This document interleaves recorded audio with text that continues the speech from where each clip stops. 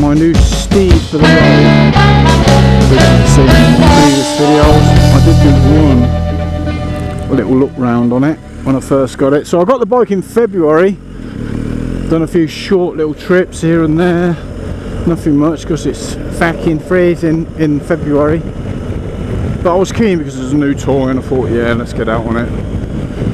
So anyway, that was that until the lockdown, and then it's been sitting in the garage for the last couple of months.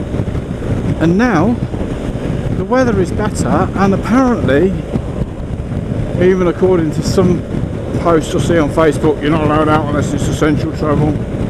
Well, according to my old mate Boris, apparently we are allowed out.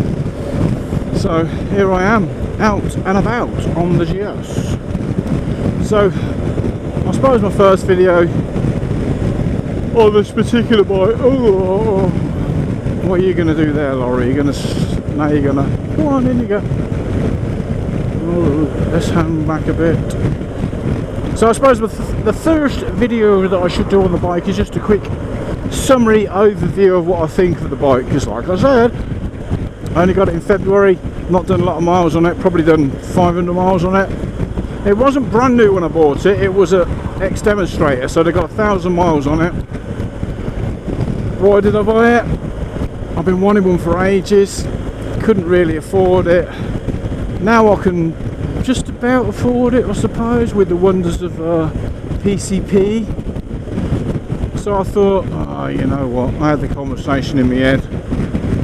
The little devil in the head was like, come on, you're a long time dead, just go and get it. You're coming up 55 years of age, how long are you going to wait, till you're like 80? And I thought, oh, you know what, sod it, I'll get it.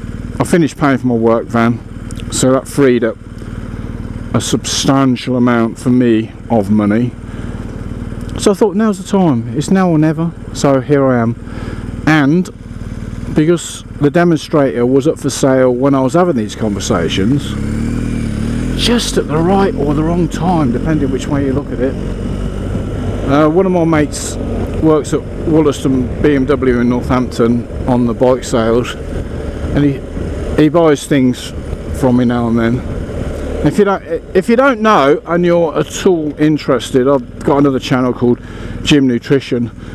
That's my little business, gymnutrition.co.uk. I'll put a link, so if any gym people happen to watch this video and they want more gym related stuff, then click the link, head over, subscribe, like, comment, you know the drill by now.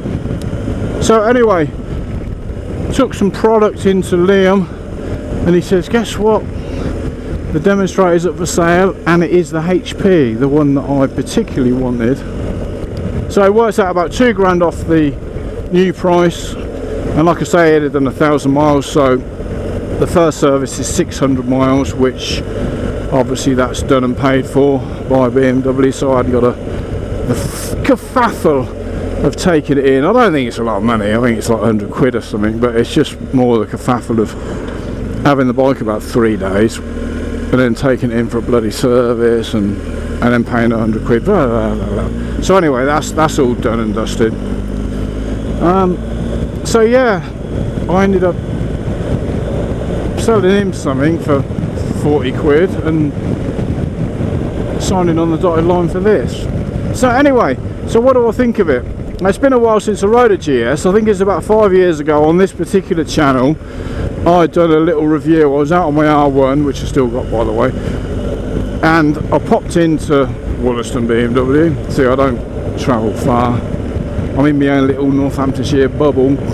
Popped into Wollaston BMW, ended up test riding a GS 1250 Adventure, so the big fat one.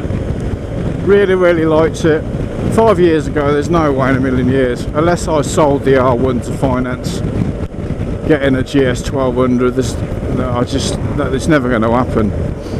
Plus I got a missus at the time, so that was another reason why it was never going to happen, whereas now I haven't got no one to tell me to be sensible. But anyway, that's another story. I digress once again. So 5 years on, I got the 1250. So some people have said, oh, is it much different to the 1200? It's been 5 years since I drove the 1200, so I really cannot remember. I can't remember what I done last week, let alone 5 years ago. But very, very pleased with it. I seem to remember the 1200 gearbox was very clunky, especially when you put it into first gear. There's that almighty agricultural clunk as you drop it into first. Whereas this one, you just put it into first, pull the clutch in, put it into first gear, and sometimes I have to look down at the dash just to make sure it's actually in gear, not in neutral. So no clunk whatsoever. It's got the what do they call it? They've got a name for their quick shifter and auto blipper, haven't they? But it's got the quick shifter up and down, something or other pro, isn't it? Gear shift pro, gear assist pro. I don't know. Quick shifter up and down. It's got that. Took a bit getting used to. I've got a quick shifter on the R1, just an aftermarket quick shifter, as in up the gearbox. But coming down the gearbox, you've got to use the clutch, as I've done for 35 years. So it takes a bit of getting used to not pull the clutch in and just bang down the gears with your foot, because obviously you're expecting a big noise. So yeah, it takes a little bit of getting used to, but once you get used to it, it's pretty much alright. I still use the clutch if I'm going really slow through town, like first, second gear and stop start in traffic, then I will tend to use the clutch, because if you're going really, really slow and put it into second, it does blur a little bit. But when you've got a little bit of a wriggle on, not even a wriggle on, just these sort of speeds, just going there and then down, fourth, third, perfect. It's very, very good, isn't it? It's got, I love the dash, TFT screen, really nice and clear. I can read everything that I want to read on the fly. It's not that bright at the moment, but even when the sun's out, it seems perfectly fine. A few people I've noticed to put videos up saying, oh, when it's really sunny you get glare on the screen, but I haven't actually noticed that yet. Whether you do or not, I don't know, but certainly I haven't noticed it yet. There's loads and loads of menus on this blooming screen, which, oh god, menus, sub-menus and god knows what. I mean, I've changed a couple of things, and to be honest with you, I don't know how to change them back, so I'm kind of leaving them as they are. All I really need to know is how fast I'm going. It's kind of like, I suppose it's handy to know what gear you're in, so it's telling me that. Big numbers that I can see, rev counter there, great. So I've got everything I need there. There's a clock on the right hand side, which is reasonably handy. 19 degrees. Apparently it's 19 degrees, which yeah, it feels reasonably warm. First time I rode this bike without the heated grips on, to be honest. But it's got heated grips as well. Different riding modes, which whatever. I'm not overly fussed about riding modes. I just, oh, you want it in that because it's not as much power. It's like, well, the power comes from that. So I'm a little bit old school. The thing with the riding modes, you've got dynamic, which is like the fastest one and stiffens the suspension up a little bit. And it's got road, not quite as fast, but you can hardly notice the difference between that and dynamic. But you can notice the difference in the suspension, slightly softer. And then you've got rain, slightly slower again than road. Suspension is quite wallowy on that one. And enduro, which I ain't going to do any off-roading. Look, you know, I know these are dual purpose bikes, but this is a lot of money for me. And do I really want to be dropping it in a muddy field? Nah, it's a bit like having a Range Rover, isn't it? You don't really take it off-road. I suppose this is a similar sort of two-wheel version. So yes, it's got enduro. I did put it in enduro when I was faffing around like I'm doing now, just riding down the road. And it is a wallowy, it's like this. Oh, the suspension's so wallowy.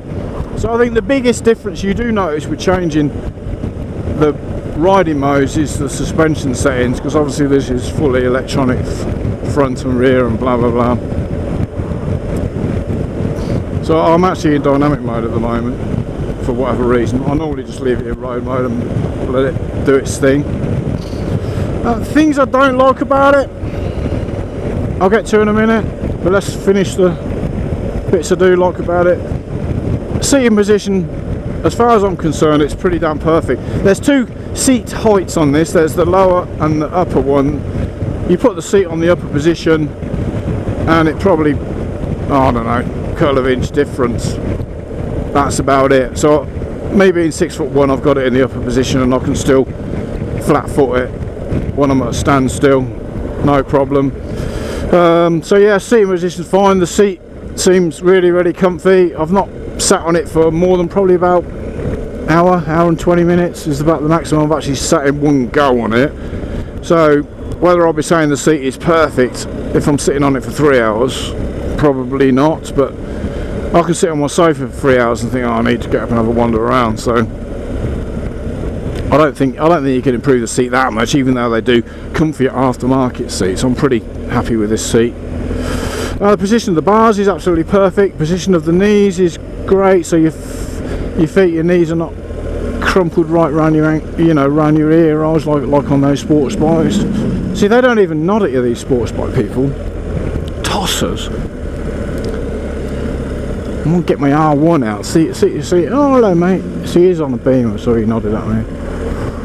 But the sports bike brigade, they just tend to like, fucking old man. Not random. But anyway, whatever. I'm an old man, aren't I? I'm riding an old man's bike because I am a old man. What do you want me to say? This bike's killing it in front, isn't he? I don't know where I'm going, but I'm just going for a random ride out behind a Volvo for no particular reason other than I can. So yes, the riding position overall is excellent. I can see in the mirrors, you can actually, that's quite a rarity. I wasn't going to mention the mirrors, but means I just glanced in them, both of them. I thought I would mention the mirrors. I can see, and I am a small chap, like I keep saying, perfectly behind me. I mean, I can see a little bit of my elbow, but I can see the whole road behind in that one, whole road behind in that one, which to me is perfect for a mirror.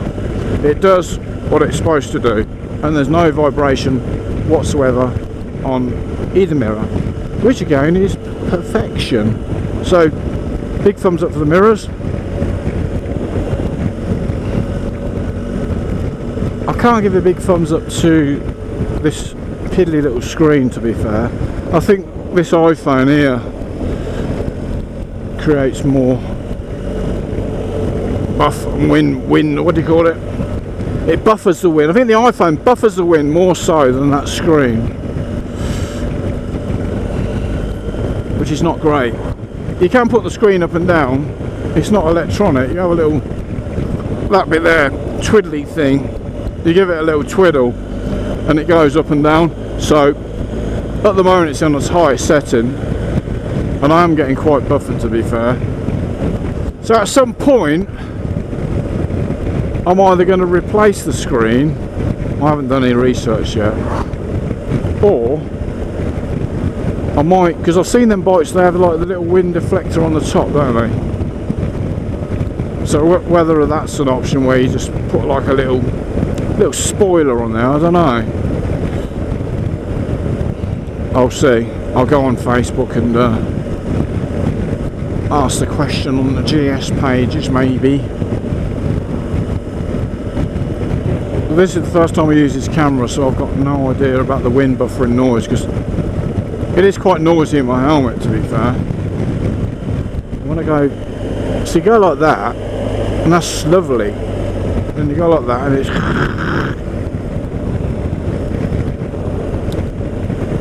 so whether that is affecting the audio on this video, I will see when I get home and put it on the laptop.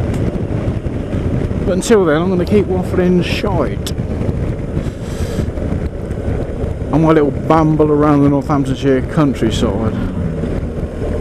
Right, he's going right. That's quite good, isn't it? I'll go around this roundabout in third, methinks.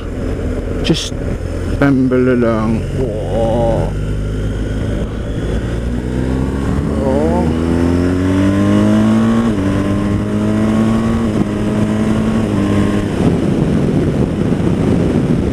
hear wind noise. Not so much. Wind. Not so much. Wind. What is the point of that screen unless you're 3 foot tall?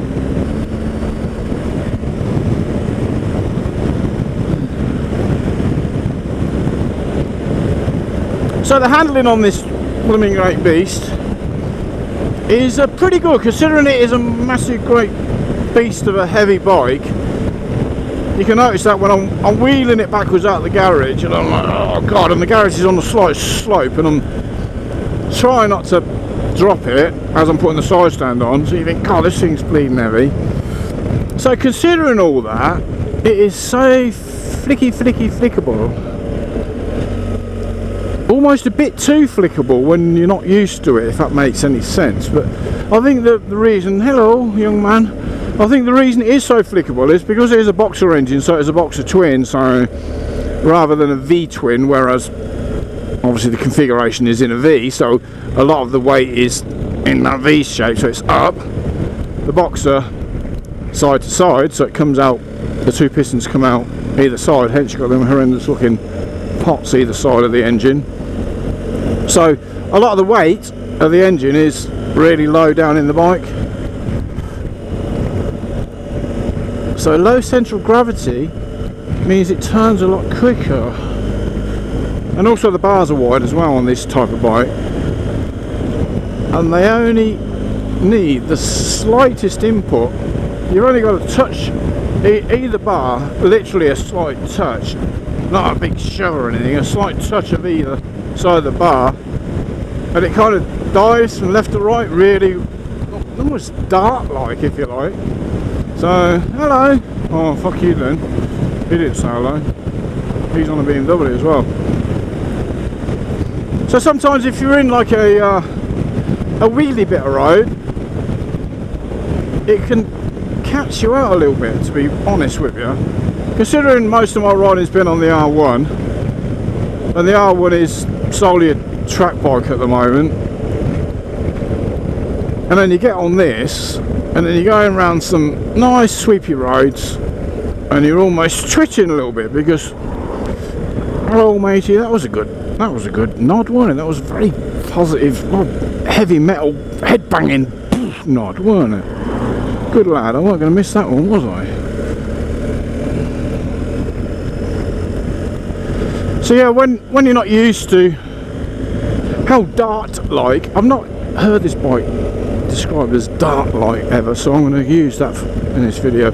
Because this bike is so dart-like in its handling and its flickability from left to right, sometimes when you're getting a little bit of a wiggle on when you're not used to it, it would almost turn in too quickly and it creates a bit of, oh my god, rather than a nice steady slopey left to right.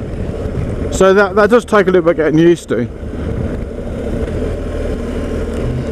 but it will do, won't it? Look at this, a beautiful bit of river there. Oh, I'm going to stand up to have a look at the river over there. Beautiful. The car behind me is thinking cock.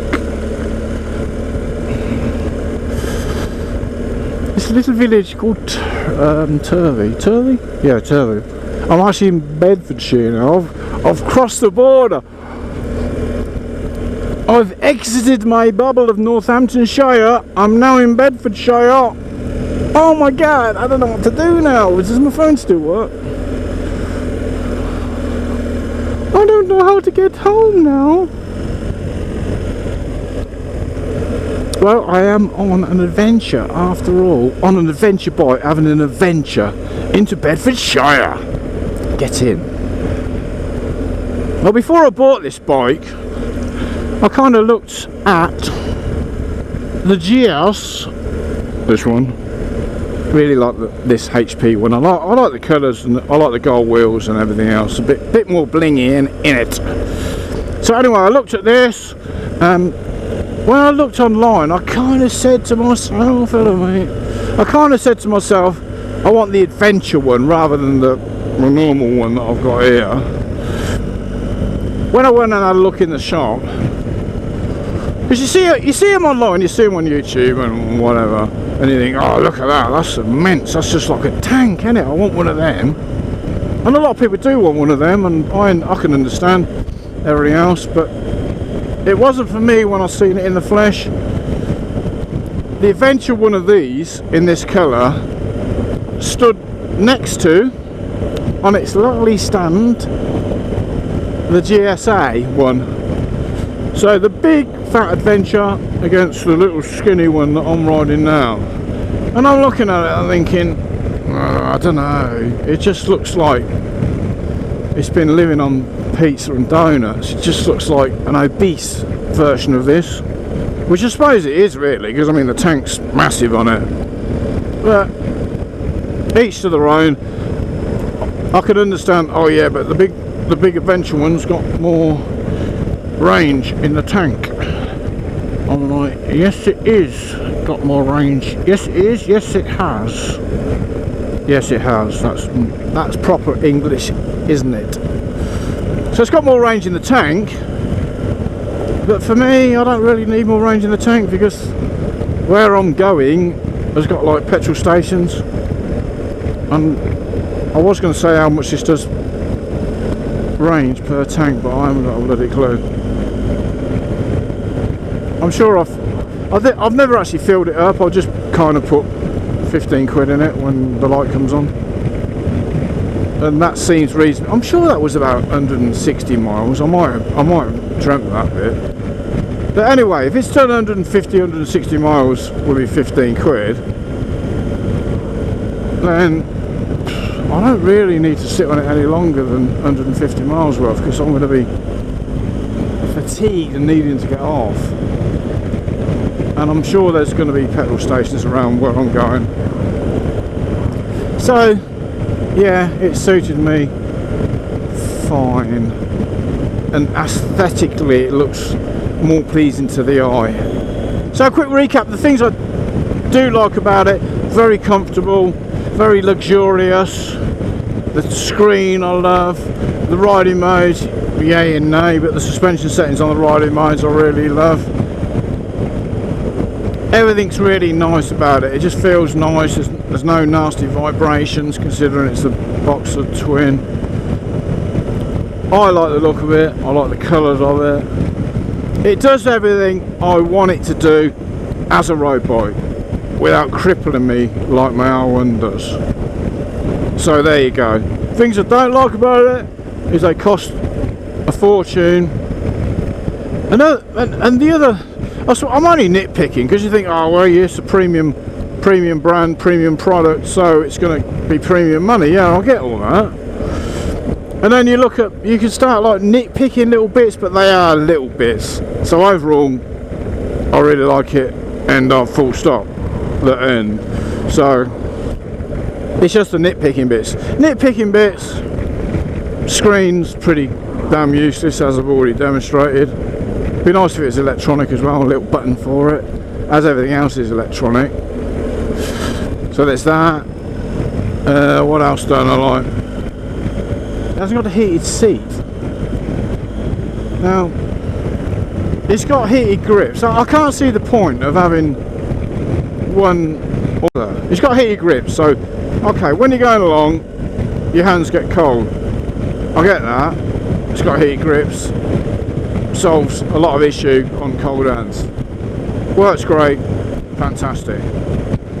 But my car's got a heated, well, my van, I haven't got a car, I've got a van. My van's got a heated seat as standard. So I'm thinking, well, surely you could put a heated seat in it. It's not going to bump the price up that much, I wouldn't have thought, is it? Maybe it won't. Maybe it does. I don't know. I don't work for BMW, do I? But yeah, it would have been nice to have a heated seat. I don't think it's too much to ask, considering they do heated seats, BMW that is, they do heated seats on some of their other models, so it's not like they haven't got one sitting around in the factory. They can just wazz it on. I don't know if heated seat is a optional extra, I don't know. But if it is, it'll be about £1 zillion, because everything is from BMW. So that, I don't like. Oh, the other slight issue, I mean, again, it's nothing major, but all this switchgear So like you got all this switch gear here, toggly bits and up and down and bloody God knows what. You got a lot of stuff over there. You got stuff everywhere. None of it's backlit. I've never heard anyone moan about that apart from me. But again, like I said, nitpicking. None of the switches are backlit. When I first got this bike in February, I didn't care. I was keen to go out on it, so I'm like, I'm going out with my new bike. I don't give a shit if it's -20 and it's dark. I'm going out. And I'm going along, and I was faffing with the dash, and I couldn't see anything because it was dark. I was on country roads minus God knows what in February on a new bike, trying to alter stuff. What's the worst that could happen? But anyway, you do, don't you? When you got new stuff, you do mess around with it. So I couldn't see anything.